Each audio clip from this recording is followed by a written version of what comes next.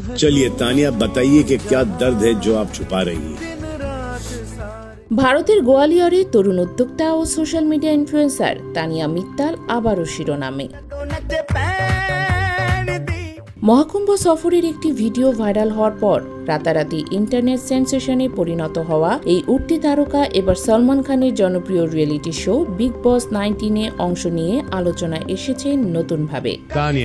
कितने स्टार की रेटिंग दे रहे हो आप? सर 10 में 8 की। आप कभी बोर नहीं हो सकते इनके साथ? সম্প্রতি শোয়ের মঞ্চে নিজের বিলাসবহুল জীবনযাপনের কথা বলতে গিয়ে তানিয়া জানান তার রয়েছে 26,000 বর্গফুটের বাড়ি এবং প্রায় 800 কর্মী তার অধীনে কাজ করে। তবে আলোচনার কেন্দ্রবিন্দুতে এসেছে তার একটি পুরনো সাক্ষাৎকার, যেখানে তিনি বলেছিলেন বেকার পুরুষকেও বিয়ে করতে তার আপত্তি নেই।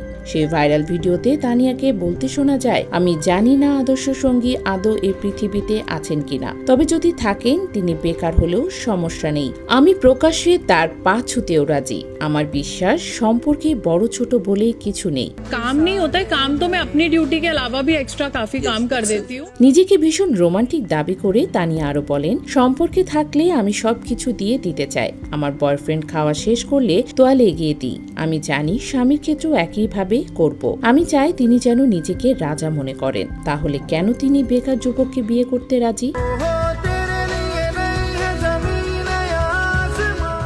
তানিয়ার ব্যাখ্যা, আমার 3টি কারখানা আছে। আমি এমন কাউকে চাই না যে আমার জন্য রোজগার করবে, বরং আমি মনে করি পুরুষরা চায় সংসারে নিশ্চিত থাকতে। তাই আমি রোজগারও করব, আবার স্বামীর জন্য রান্নাও করব। काम में मतलब मेहनत में मैं कभी पीछे नहीं हट